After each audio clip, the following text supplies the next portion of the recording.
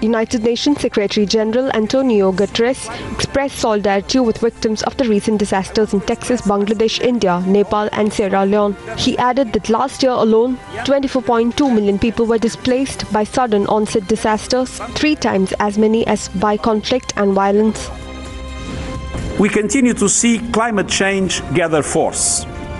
I want to express my solidarity with all those suffering the devastating impacts of the unprecedented events we have seen in recent weeks, from Texas to Bangladesh, India, Nepal and Sierra Leone.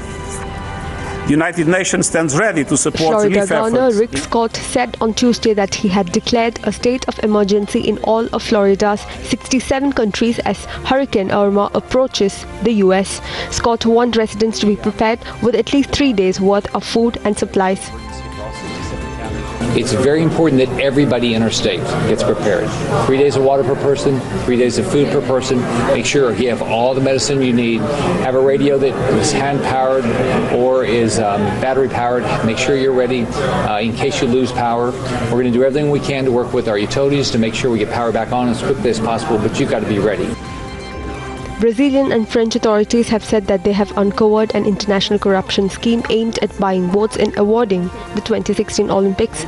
This is the latest allegation to sully the legacy of Rio Games, the first Olympics in South America. The disclosures came as police in Rio de Janeiro raided the home of Brazilian Olympic Committee President Carlos Newsman.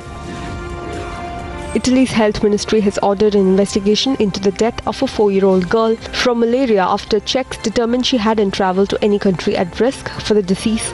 Italy is not known to have the kind of mosquitoes that spread malaria.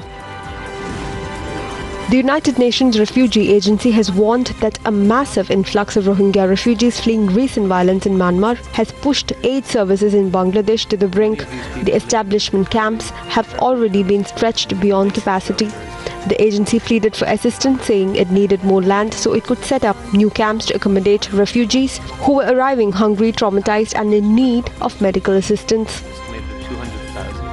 Some reported that their family members were burnt or shot or slashed to death. During their flight, many fled into the jungles or mountains, hiding and walking for days before they reach land or river and to cross the border. And some of them also told us that they've been walking for 3 days and they didn't have anything to eat. So other than the rainwater or the water on grounds.